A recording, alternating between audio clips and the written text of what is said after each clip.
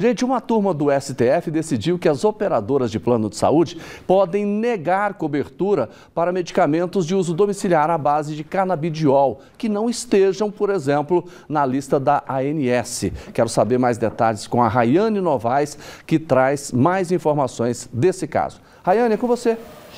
Pois então, Jordevar, para você e para o pessoal de casa entender, ao que parece, existe algumas exceções, viu? Porque o medicamento à base de uso domiciliar à base de canabidiol tem algumas exceções aí que os planos, que as operadoras precisam sim cobrir e dar essa assistência ao paciente. E é por esse motivo, para entender melhor, que eu vou conversar com a Isabela Machado, que é especialista em direito médico e da saúde.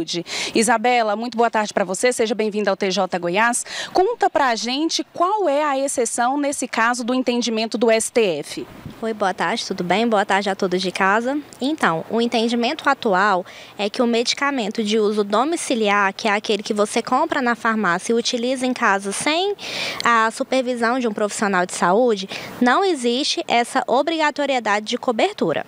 No entanto, existem exceções previstas na lei, no contrato ou em regulamentos que falam que, a depender da situação, existe essa obrigatoriedade, como é o caso dos antineoplásicos orais, que é aqueles para tratamento de câncer, aqueles que são utilizados no regime de internação domiciliar, em substituição hospitalar, que é aquela internação em home care, ou então aqueles que exigem a intervenção ou a supervisão de um profissional de saúde.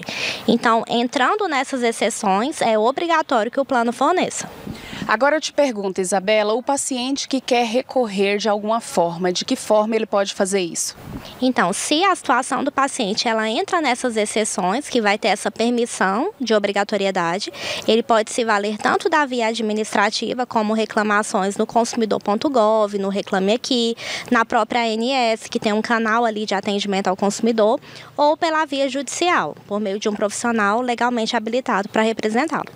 E nesse caso, Isabela, tem casos de pessoas que já foi por esse caminho e conseguiu ter sucesso? Sim, tendo essa recusa, infelizmente a via é judicial, aí tem que judicializar para conseguir a cobertura. E não corre o risco da pessoa judicializar e ainda assim a defesa encontrar uma brecha? Não, porque vai ter uma determinação legal, né? Se a gente for dentro dessas exceções, que existe a permissão, o entendimento judicial é de que há sim a obrigatoriedade de cobertura e uma imposição legal, geralmente com multa e tudo. Então, o plano tende a não descumprir se for uma decisão judicial. Isabela, então só para a gente finalizar e deixar claro, bem explicado para o nosso telespectador, você pode mais uma vez citar quais são essas exceções? Claro, se forem antineoplásicos orais, que são os medicamentos para o controle do câncer, combate do câncer na realidade. Se for medicamento em internação domiciliar, que substitui a internação hospitalar, que é aquela internação em home care, ou então se for aqueles que exigem a supervisão, a intervenção de um profissional de saúde. No caso, igual a gente estava conversando aqui nos bastidores, no caso daquela medicação de alto custo que o paciente leva para casa, mas na hora da aplicação ele precisa de um profissional acompanhar. Isso, a gente estava conversando a respeito do Zolgensma, que hoje é o medicamento mais caro. A pessoa, ela faz na importação, ela acondiciona em casa, né, na temperatura ideal, e na aplicação precisa da supervisão direta de um profissional. Então, por isso que entra na exceção. Então, mesmo sendo de caráter domiciliar, o caso desse medicamento de alto custo, existe sim a obrigatoriedade do plano comprar e fazer toda essa cobertura.